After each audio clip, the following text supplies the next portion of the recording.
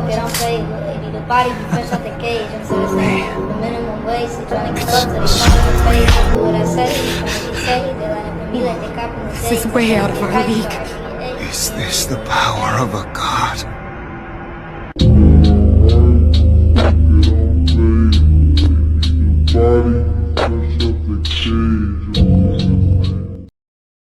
Time to tear it down and see why a new motor lost oil pressure.